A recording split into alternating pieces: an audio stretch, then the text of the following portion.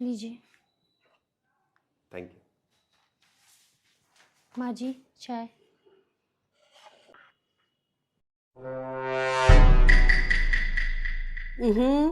कितनी मीठी चाय है। तुम्हारी माँ ने चाय बनाना भी नहीं सिखाया क्या? कितनी चीनी डाली जाती है चाय में? सॉरी माँ जी, अगली बार से ध्यान रखूंगी। अब खड़ी खड़ी मुंह क्या देख रही है? जाओ यहाँ से।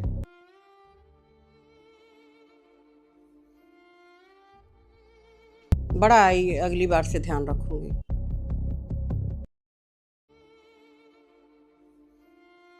सपना, एक बात बताओ, माँ रोज तुम्हें कुछ ना कुछ बोलती रहती है, लेकिन तुम पलटकर एक बार भी जवाब नहीं देती। ऐसा क्यों? क्योंकि मैं चाहती हूँ कि ये घर बना रहे, घर में बेवजह की कलह ना हो, और इसके लिए किसी न किसी को तो चुप रहना ही पड़ेगा। वैसे भी जब लोग बूढ़े होने लगते हैं ना, तो उन्हें समझा जाता है, ना कि पलट के जवाब दिया जाता है। Thank you.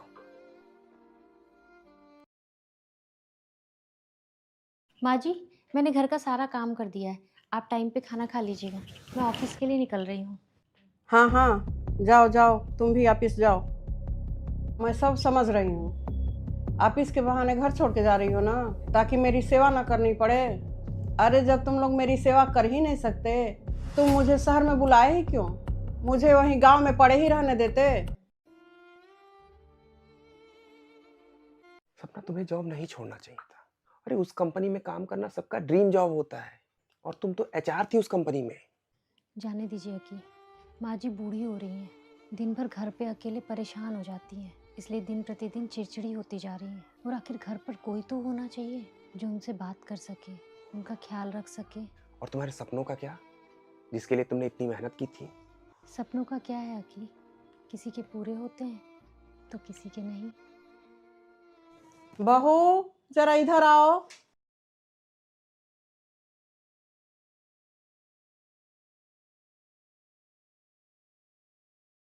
जी माँ जी। जरा यहाँ बैठो। बेटा तुम कल से ऑफिस जाओ। देखो बहू, बुढ़ापे में थोड़ा चिड़चिड़ापन आ जाता है, इसलिए तुम्हें कुछ ज़्यादा ही बोल देती हूँ, लेकिन मेरी वजह से तुम अपनी जॉब मत छोड़ो। बहू तो घर की नींव होती है, जो पूरे घर के समेट के रखती है। अगर उससे कुछ हो जाए तो पूरा घर ही बिखर जाता है। और तुमने तो मुझे और मेरे घर को संभाला है, मेरा इतना ख्याल रखा है, मेरी इतनी परवाह की है। भला मैं तुम्हारे सपनों को पूरा होने से क्यों रोकूं? थैंक यू सो मच माँ जी।